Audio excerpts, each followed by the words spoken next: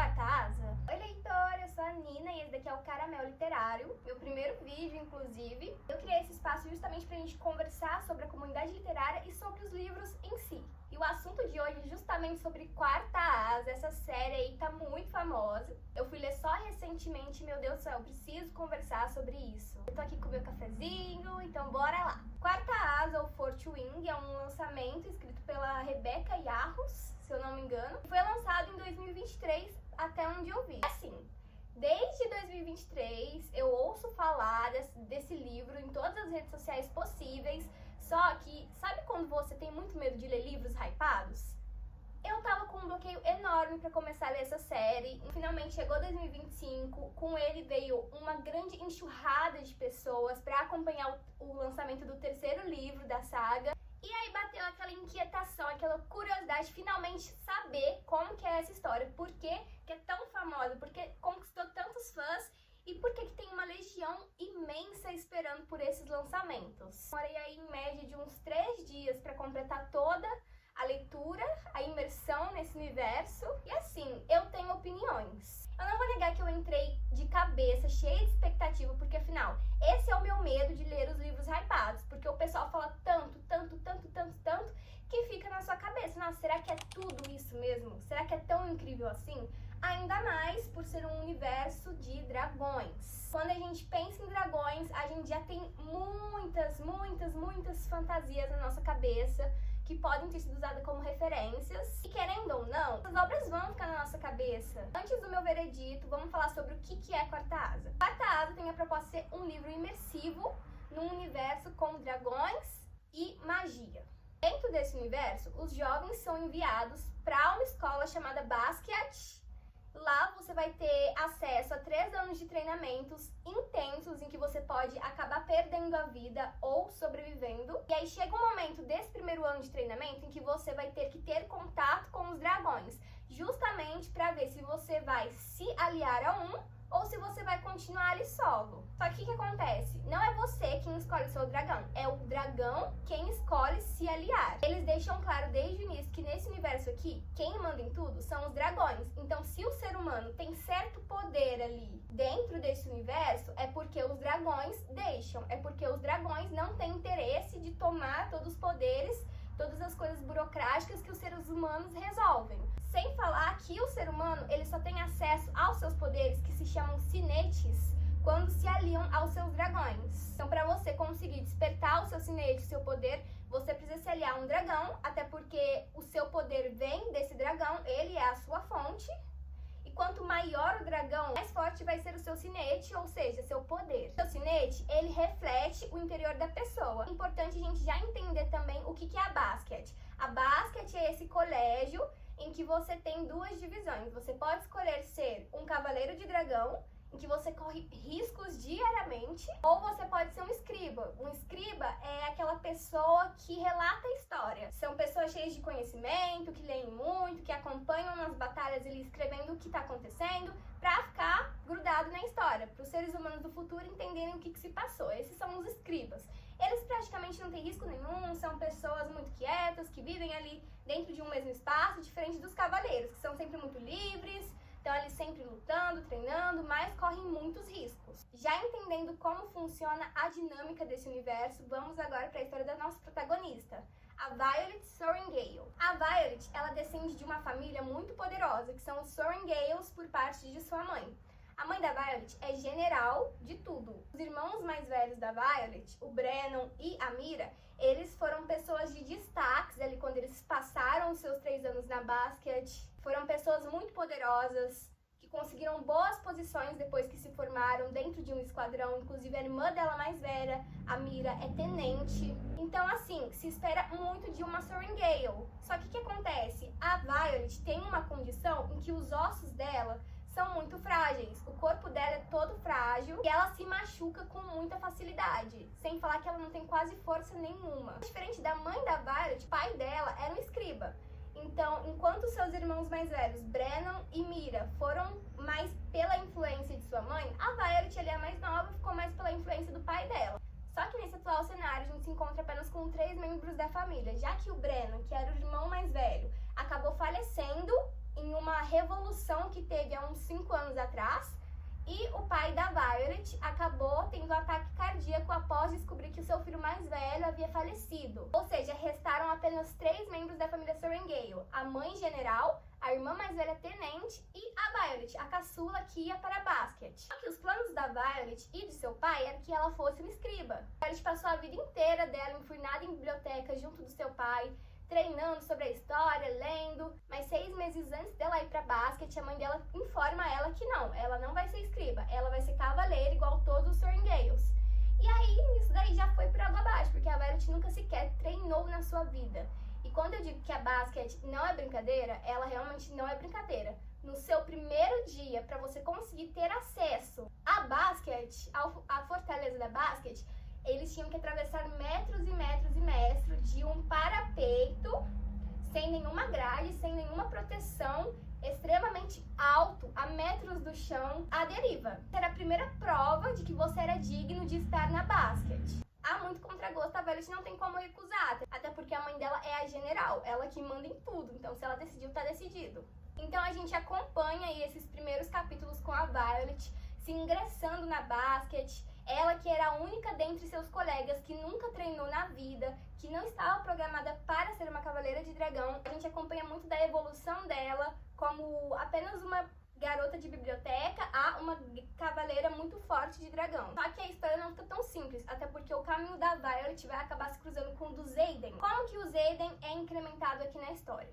Nessa revolução que teve há 5 anos atrás, em que o irmão mais velho da Violet, o Brennan, faleceu, ele faleceu justamente nas mãos do pai do Xaden, já que o pai do Xaden causou toda uma rebelião, que ninguém sabe ao certo os detalhes, apenas que eles se rebelaram contra todo mundo ali do reino deles. E aí nisso acabaram se causando muitas mortes. Todos os envolvidos nessa rebelião foram executados, menos os filhos mais jovens desses envolvidos da rebelião.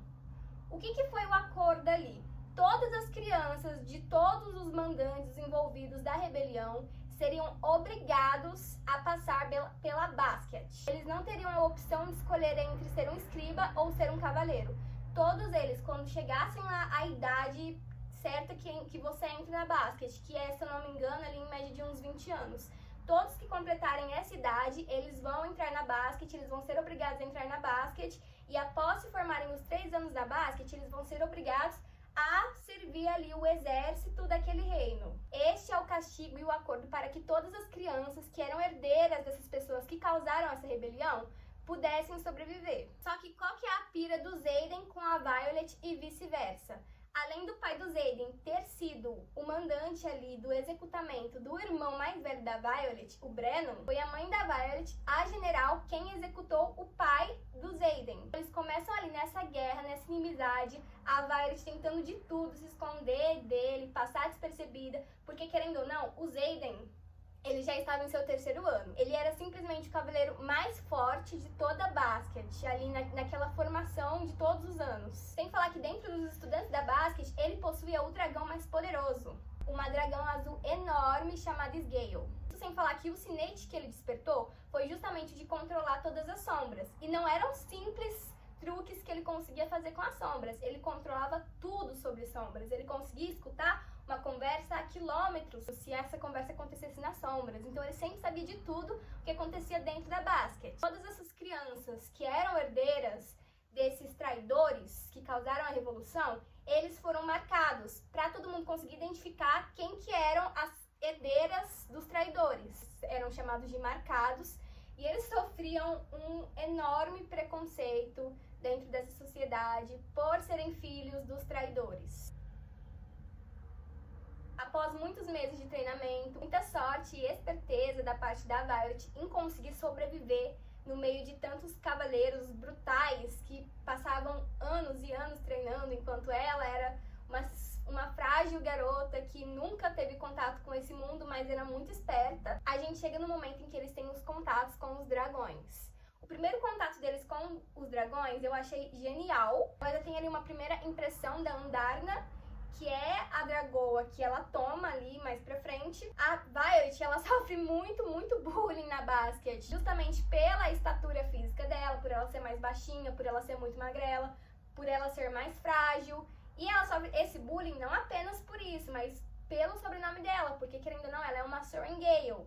Só que ela é considerada uma Sorrengail frágil, uma Sorrengail fraca. Na basquete a gente tem as divisões de grupos, que são chamados de asas. A gente tem primeira asa, segunda asa, terceira asa e quarta asa. E dentro dessas separações, desses grupos, a gente tem vários segmentos dentro deles. Esses segmentos, que são vários grupos dentro de cada asa, são liderados ali por um segundanista, que está no seu segundo ano da basquete. A asa inteira, primeira asa, segunda asa, terceira asa, é liderado por um terceiranista. O Xaden, ele lidera a quarta asa. A Violet tem um melhor amigo chamado Dan, eles são amigos assim de muitos anos, eles estavam há um ano sem se falar porque o Dan estava no seu segundo ano na basquete, e quando você entra na basquete, você tem que cortar contato, assim, por 3 anos praticamente, com todo mundo no ambiente externo. Você só tem contato com quem tá ali com você internamente, dentro da basquete. O Dan, ele já estava no seu segundo ano e ele era um dos líderes de um dos segmentos ali dentro da segunda asa. Eles têm ali um contato, ele fala pra ela dizer que gostaria de ir pra segunda asa pra ver se eles não conseguiam colocar ela dentro do segmento dele em que ele era líder.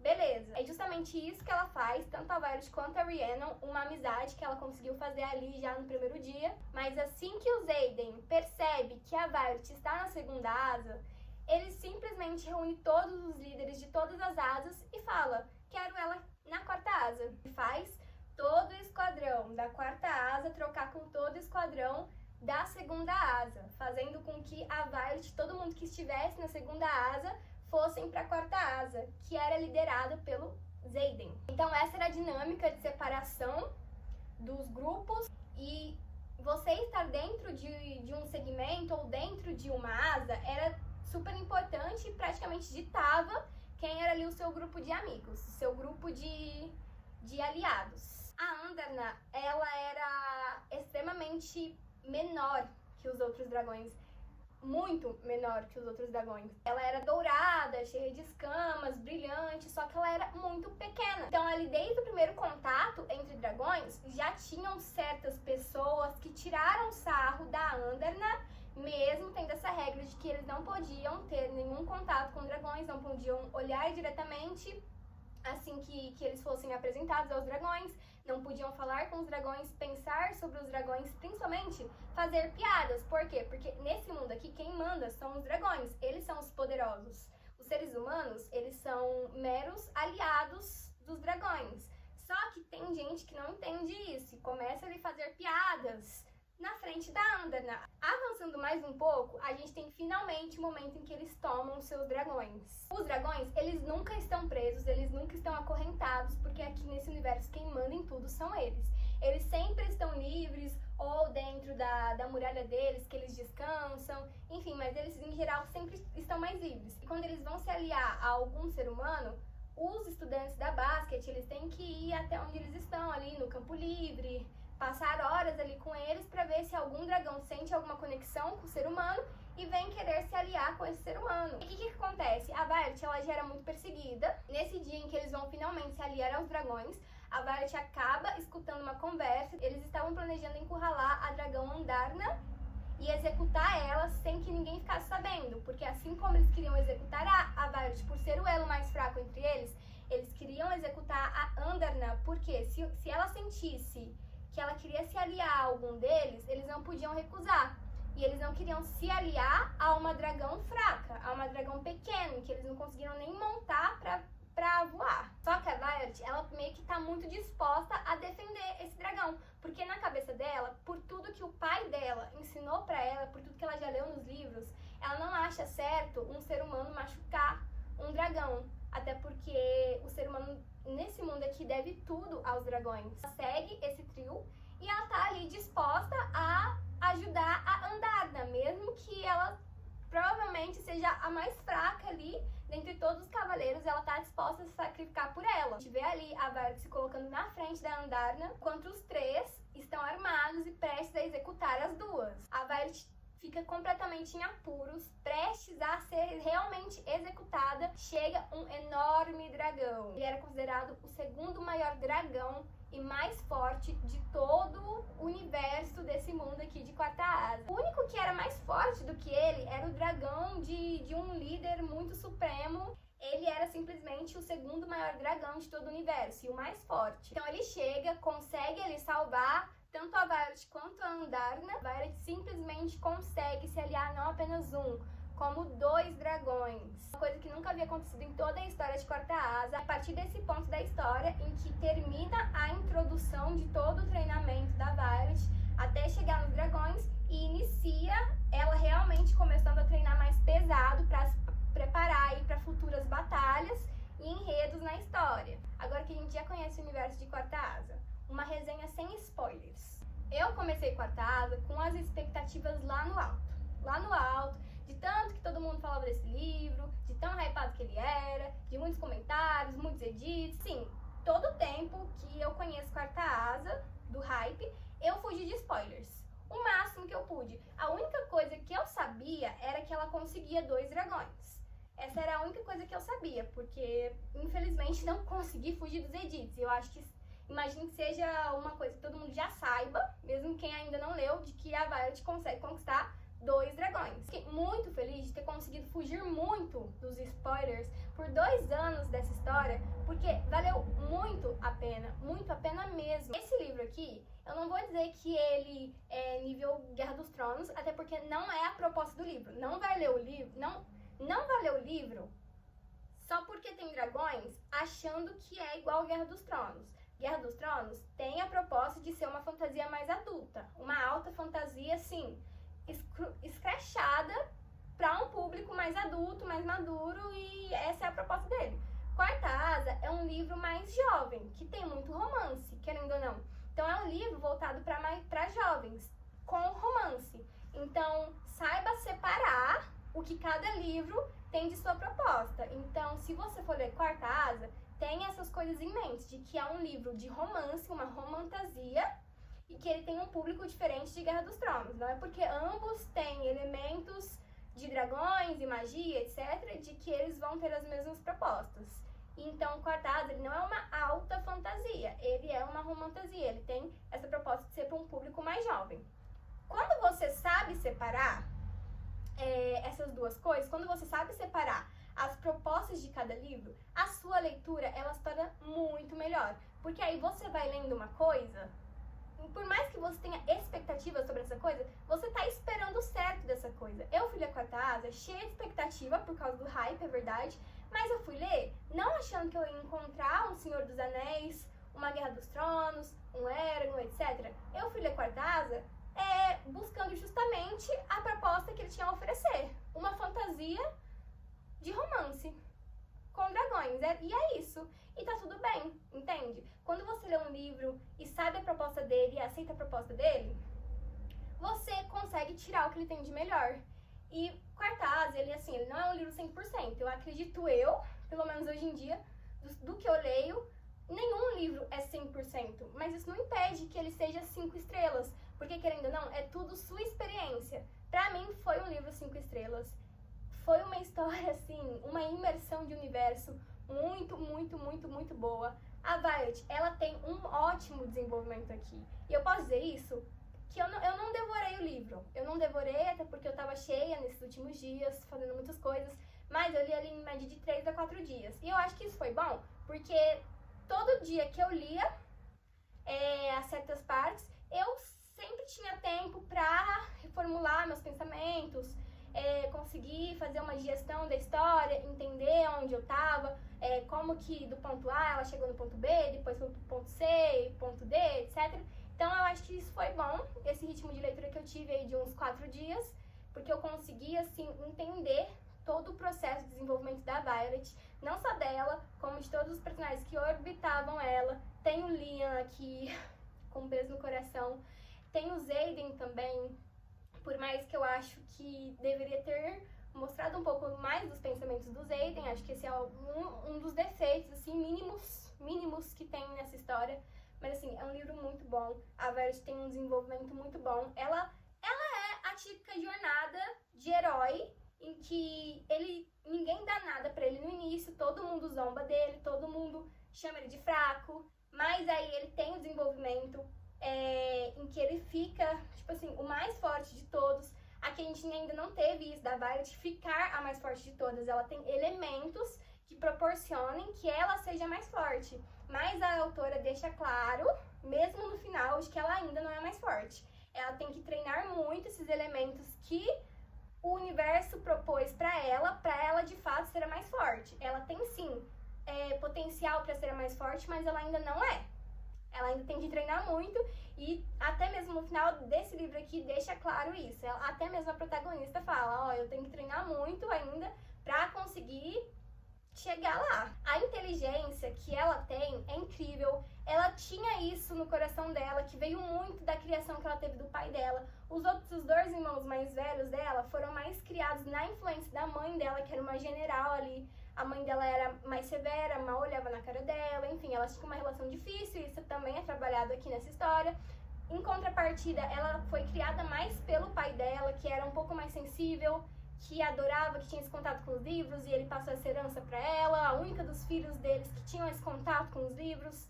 Aí aqui a gente tem também um luto, né, que ela ainda sente pelo irmão mais velho dela e pelo pai dela, que faleceu posteriormente, o irmão mais velho dela também. A gente tem muito disso dela não querer se envolver com o Xaden a princípio, justamente por causa do irmão dela. A gente também tem a relação dela com a irmã mais velha dela, a Mira, que é tenente. E assim, é uma relação muito bonita. A Mira é uma mãe pra Violet, é a mãe que ela não teve, porque a mãe dela, querendo ou não ligava muito pra criação dela, essa é a verdade. A Mira é super protetora com ela típica proteção de irmã mais velha, ela dá conselhos pra ela puxa a orelha dela quando tem que puxar. É excelente essa relação aqui. A gente também tem um grupinho de amigos que a Violet forma. Assim que ela chega na Basket, ela já cria um laço com a Rhiannon, que é uma aliada muito grande dela aqui. Aí, conforme o tempo vai passando, elas ficam amigas do Hidok, do Sour, de mais algumas pessoas ali que vão formando o grupo deles. Tem a questão dela obrigatoriamente ter criado uma aproximação com o Xaden. A vida do Xaden e da Violet acaba se entrelaçando, eles acabam tendo que criar uma união de aliança forçada. Então eles têm que ali agora, ao invés de querer matar um ao outro, eles têm que querer proteger a vida um do outro, porque se um perder a vida ali, o outro possivelmente vai perder também. Tem essa descoberta também da Violet com o sinete dela, com o poder. Dá uma leve enrolada ali, por quê? Porque o poder dela é muito forte, a energia do poder dela é muito forte, justamente pelo tamanho e força do dragão dela. Então aqui na história, a gente tem a Violet descobrindo aí com 2 sinetes, até porque ela conseguiu se aliar a 2 dragões, mesmo que a Anderna seja ali pequena, menor dragão que existe, ela tem sim um sinete. A gente tem essa descoberta aí da Violet com os poderes dela, ela descobrindo que ela tem um poder muito forte e assim, meio que inédito nesse universo. Só que ela precisa treinar muito ainda, comer muito pão, tomar muito café, pra ela conseguir controlar minimamente esse poder, porque ele é muito forte e ela ainda não tem, né, a desenvoltura pra conseguir manipular ele de certa linha, mas ela consegue ali dar umas acertadas às vezes pra ajudar. O final desse livro aqui não me pegou de surpresa, não foi muito inédito, mas vamos entender também que ainda é o primeiro livro de uma saga, pelo que eu entendi, de 4 livros. Vai ter um 4º ano que vem, então vamos aí ler, né, toda essa trilogia pra conseguir acompanhar o lançamento do 4º no ano que vem. Não foi um final wow, foi um final morno pra mim, que já li muita fantasia, pelo menos. Eu não fiquei surpreendida, pra mim foi um final, ok, vamos ler o próximo pra entender o que acontece depois. Mas assim, foi um livro muito bom em geral, eu dei 5 estrelas justamente por essa experiência, porque eu consegui perceber todos os elementos de crescimento e desenvolvimento nessa história. Eu entendo que tem gente que talvez não curta muito, que não acha que é tudo isso, mas é como eu disse, você tem que entender cada proposta de cada livro, porque os livros eles não têm obrigação de ser um livro super maduro e adulto, igual o parceiro de gênero dele. Como eu disse, não é porque é uma fantasia com dragões que tem a obrigação de ser madura e adulta como Guerra dos Tronos. Então Eu sei porque eu vi muitos comentários de muita gente esperando encontrar um segundo Guerra dos Tronos, mas não encontrou. E tá tudo bem, porque não é a proposta dele. A proposta dele é ser um livro mais pra jovens e de romantasia. Eu gostei bastante, tô muito ansiosa pra ler o segundo. Eu acho que aí, pelas próximas 2 semanas, eu acho que eu já consigo ler em fevereiro mesmo. Chama de Ferro. Tô muito ansiosa porque dizem que foi um dos livros, assim... Já ouvi falar ali de algumas pessoas que Chama de Ferro já é mais intenso, sabe? Mais sanguinário. Então vamos ler pra gente descobrir. Obrigada pra quem ficou até aqui. Esse é o primeiro vídeo do canal aqui. Já quis falar sobre esse livro porque tá me perseguindo a resenha que eu quero falar sobre esse livro, porque realmente foi uma leitura que eu gostei demais. Foi um universo que eu gostei muito de entrar. E eu tô muito ansiosa pra ler os próximos lançamentos.